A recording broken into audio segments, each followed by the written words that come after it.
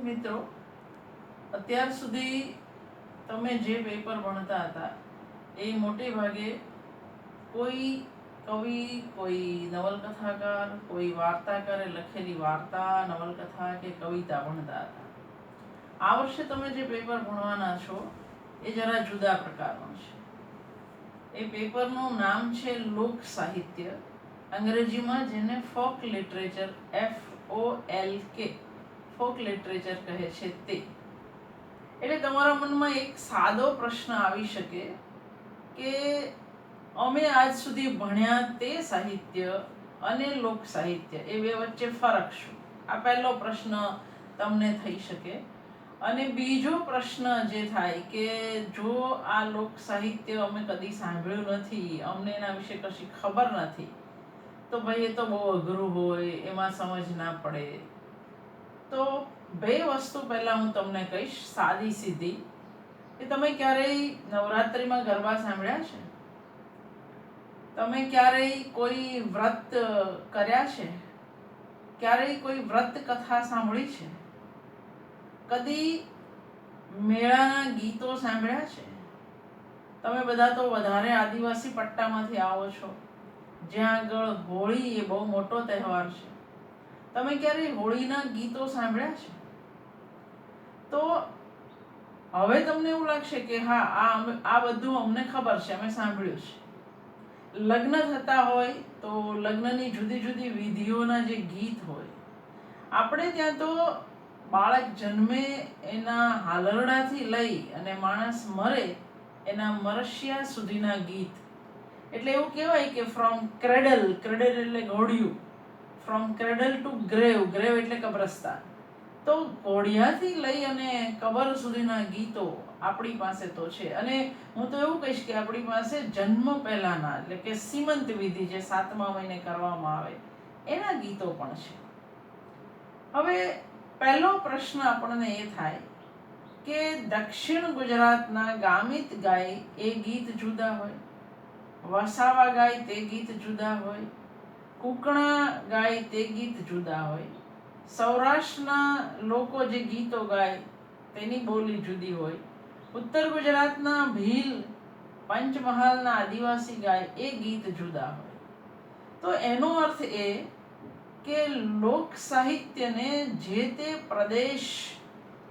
પ્રદેશની બોલી સાથે સીધો નાતો છે, સીધો. બીજી એક મહત્વની વસ્તુ આપણે યાદ રાખવાની કે માત્ર પ્રદેશ સાથે નહીં, પણ જે તે પ્રદેશમાં જીવતા લોકોની જે પરંપરાઓ છે એની સાથે પણ લોક સાહિત્યને સીધો નાતો છે. જો આટલું ભેજામાં બેઠવું હોય તો આગળ એક વાત કરું કે જે વ્યાખ્યાઓ આપણે યાદ રાખવાની છે, જે સંજ્ઞાઓ આપણે યાદ રાખવાની છે, એ મૂળ 3 સંજ્ઞા છે. પહેલી સંજ્ઞા છે લોક. લોક એટલે શું? બીજું, આ લોક દ્વારા રચાતું અને આ લોક જેને માણે છે એ સાહિત્ય લોક સાહિત્ય.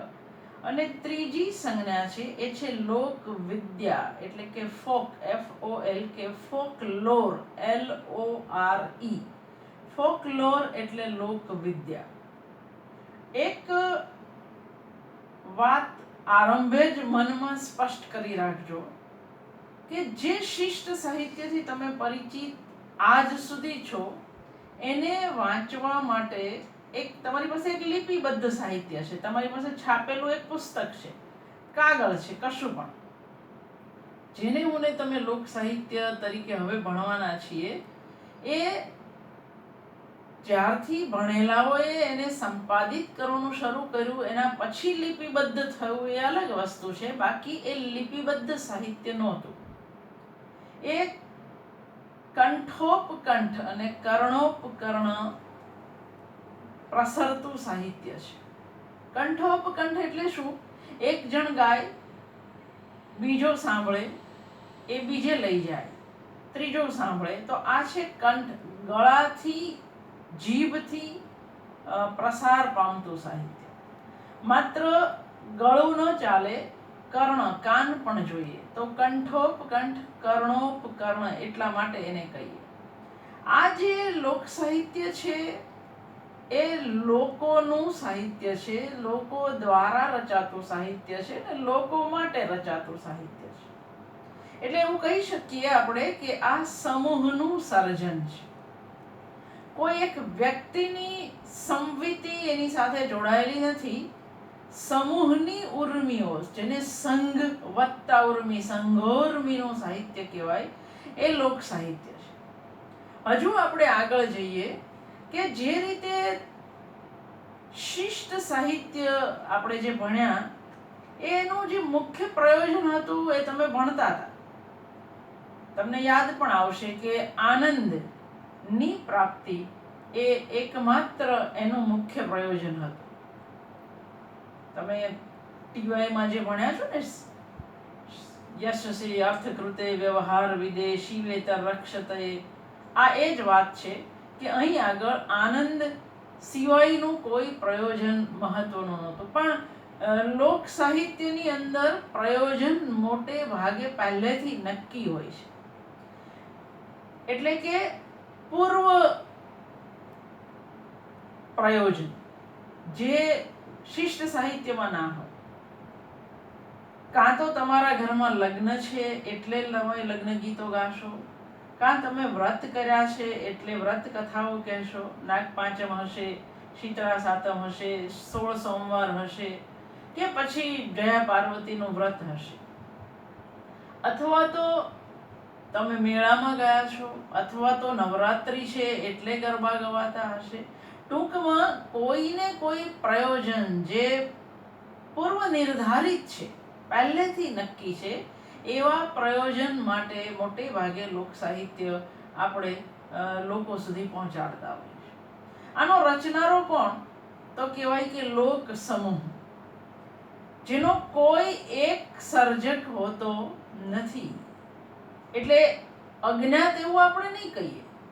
જેમ વસંત વિજય ફાગુ છે એ અજ્ઞાત કવિએ રચેલું છે, કારણ કે ત્યાં એક વ્યક્તિની મૌલિકતાની, સર્જકની મૌલિકતાની છાપ જ્યાં હોય ત્યાં લોક સાહિત્ય નહીં હોય. લોક સાહિત્ય એ મારા તમારા જેવા સમૂહે ક્યારેક રચ્યું હશે. એ ગીત હોય, એ વાર્તા હોય, એ ભવાઈ એટલે કે લોકનાટ્ય હોય, એ કથા ગીત હોય, એ લોક વાર્તા હોય, પણ એના રચનારો એક આખો સમૂહ છે. આ એનો બીજો મહત્વનો ભેદ શિષ્ટ સાહિત્ય સાથે. એક બીજો પ્રશ્ન થાય કે ધારો કે તમે સિતાંશુની કે સુરેશ જોશીની કે લાભશંકર ઠાકરની કોઈ કવિતા વાંચો. હવે તમારી પાસે એ કવિતા આવી છે, એમાં તમે કોઈ ફેરફાર નથી કરી શકતા. એ જે છે તે જ તમે વાંચો છો. લોક સાહિત્યમાં એવું નથી હોતું. અહીં જે લોકગીતનો એક પાઠ એટલે ટેક્સ્ટ, TEXT, પાઠ તમારી પાસે આવે છે, એ પાઠ બીજા લોક સમૂહ પાસે જાય ત્યારે બદલાઈ પણ જાય. દાખલા તરીકે એક લોક સમૂહ ક્યાંક સરોવરની પાળ પર ઊભો હોય અને એવું ગાય કે સૂરજ ઉગ્યો રે સરવરિયાની પાળે, કે વાણલા ભલે વાયા રે. આ વાણલું એટલે પ્રભાત, વહેલી સવાર. તો બીજો લોક સમૂહ એવો પણ ગાઈ શકે કે સૂરજ ઉગ્યો રે કેવડિયાની ફણસે, કે વાણલા ભલે વાયા રે. તો ત્રીજો કોઈ લોક સમૂહ છે એ એવું પણ ગાઈ શકે કે સૂરજ ઉગ્યો રે ડુંગરિયાની ગાળે, કે વાણલા ભલે વાયા રે. તો પ્રદેશ ભેદે, સ્થળ ભેદે, પરંપરા ભેદે જેના પાઠ બદલાઈ શકે, આને આપણે એવું કહીશું કે પાઠ ભેદ. ગાવાવાળા અને કહેવાવાળા પ્રમાણે પણ જેના પાઠ બદલાય. તમે એક મૂડમાં હો ત્યારે તમે જે ગાઓ છો, તમે તમારા ખેતરમાં એક ગીત ગાતા હશો ત્યારે તમારું ગળું ખુલ્લું મૂકેલું હશે. એ જ ગીત હું તમને જો ક્લાસરૂમમાં કહીશ કે ગાઓ જોઈએ, તો તમે મરતા મરતા ગાશો. તો પાઠ સતત બદલાતો રહે, એના લય લહેકા સતત બદલાતા રહે, એમાંથી સતત કશુંક બાદ થતું રહે, એમાં સતત કશુંક ઉમેરાતું રહે. લોક સમૂહને આવી છૂટ છે ઉમેરવાની અને બાદ કરવાની. કોઈ તમને અહીં પૂછતું નથી કે આ ગીત સાથે તમે શું કર્યું. તો આને કહેવાય પાઠ ભેદ. જે લોક સાહિત્યમાં હોય, શિષ્ટ સાહિત્યમાં ન હોય. કોઈ એક સમય હતો જ્યારે લોક એટલે અભણ, આદિવાસી, વનવાસી, ગામડામાં રહેનારા એને કહેવાતું. પણ ધીરે ધીરે કરતા આ સમજ બદલાય. લોક એટલે કોઈ પણ વ્યક્તિને લોક કહેવાય. એ યુનિવર્સિટીમાં ભણનારો લોક હોય, શહેરમાં રહેનારો હોય, ગામડે રહેનારો હોય, એટલે ટૂંકમાં જંગલની ઝાડી ડુંગરાની ગાળીમાં રહેનારાથી લઈ અને યુનિવર્સિટીમાં ભણાવનારા તમામને લોક કહેવાય. આ આપણી સીધી સાદી સમજ. એમના દ્વારા જે રચાયું એ ગીત હોય, વાર્તા હોય, નાટક હોય, એ લોક સાહિત્ય. તો પછીનો પ્રશ્ન આપણી સામે આવશે કે લોક વિદ્યા, ફોકલોર એટલે શું? તો એક વસ્તુ મિત્રો મગજમાં ક્યાંક બરાબર સ્પષ્ટ કરી રાખજો કે જેને આપણે લોક વિદ્યા કહીએ છીએ એ લોક વિદ્યા એ બહુ જ બૃહદ ફલક પર વિસ્તરેલું શાસ્ત્ર છે. લોક સાહિત્ય પણ એનો એક ભાગ છે. ફોકલોર એટલે લોક વિદ્યાની અંદર મૂળભૂત રીતે 3 વસ્તુ આવે.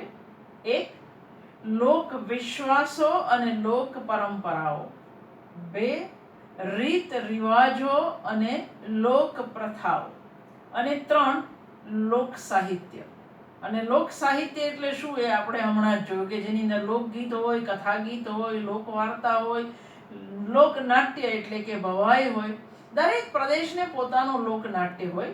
તમે કર્ણાટકમાં જાઓ તો ત્યાં યક્ષગાન હોય, તમે ઉત્તર પ્રદેશમાં જાઓ તો ત્યાં રામલીલા હોય, ક્યાંક નવટંકી હોય.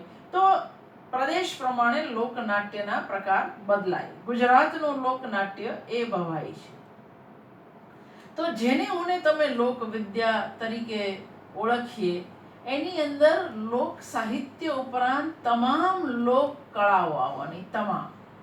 દાખલા તરીકે તમે જે ભરત ગૂંથણ કરો છો તે, તમારા ઘરની બહાર જે રંગોળી પાડો છો તે, તમે જે ભુવાઓ પાસે દવા માટે જાઓ છો તે, જેને ડોશી વૈદ્ય કહીએ છીએ કે પડી જાય તો હળદર લગાડવાની અથવા તો પેટમાં દુખે તો અજમો ફાંકવાનો, આ ડોશી વૈદ્ય છે. ઋતુશાસ્ત્ર, જેને ભડલી વાક્યો આપણે કહીએ છીએ કે કયા નક્ષત્ર પ્રમાણે કેવો વરસાદ વરસશે એ આપણા વડવાઓ કહી શકતા હતા. ચૈતર મહિનામાં કેવો તડકો પડે એના આધારે વર્ષ કેવું જશે તે કહી શકતા હતા. તો આ ઋતુશાસ્ત્ર, વૈદક શાસ્ત્ર, જ્યોતિષ શાસ્ત્ર, સામુદ્રિક શાસ્ત્ર, તમારા ડાબા ગાલે તલ હોય તો નસીબદાર, ને વાળ વાંકડિયા હોય તો નસીબદાર, ને દાંત એક પેલો હોય તો નસીબદાર, અથવા તો છીંક ખાધી તો અપશુકન. આ જે શુકન અપશુકનનું આખું આપણું જે શાસ્ત્ર છે એ શાસ્ત્ર પણ લોકવિદ્યાનો એક ભાગ છે. તે ઉપરાંત જેને આપણે સામુદ્રિક શાસ્ત્ર કહીએ છીએ, પગની આંગળી મોટી હોય તો કોનું ચાલે, ને ઊંચા હોય, નીચા હોય, આમ ચાલે તો તેમ ચાલે. તો આ જે આખી આપણી માન્યતાઓ છે એ માન્યતાઓ સાચી છે ખોટી છે એ બીજા નંબરનો પ્રશ્ન છે, પણ આ પેઢી દર પેઢીથી ચાલી આવતી માન્યતાઓ છે. આ તમામ વસ્તુઓ લોક વિદ્યાનો ભાગ છે. એની અંદર મંત્ર તંત્ર પણ આવી જાય. વીંછી ઉતારવાના મંત્ર કે સાપ ઉતારવાના મંત્ર હોય, સ્મેલી વિદ્યા જેને કહીએ છીએ તે છે, મદારીના ખેલ જેને કહીએ છીએ તે છે. આ તમામ વસ્તુનો સમાવેશ લોક વિદ્યા એટલે કે ફોકલોરમાં થાય. હવે તમને એક પ્રશ્ન થઈ શકે કે લોક વિદ્યાનું મહત્વ શું? આમ જુઓ તો 1950-60 પછી જેને આપણે નૃવંશ શાસ્ત્રીઓ કહીએ છીએ, એ નૃવંશ શાસ્ત્રીઓને ફોકલોરમાં, લોકવિદ્યામાં, લોક સાહિત્યમાં વધારે રસ પડ્યો. કારણ શું? તો એનું એક જ કારણ કે માનવ વિકાસની જે ખૂટતી કડીઓ હોય એ આ ખૂટતી કડીઓ શોધવામાં ફોકલોર એટલે કે લોકવિદ્યા બહુ મદદ કરે.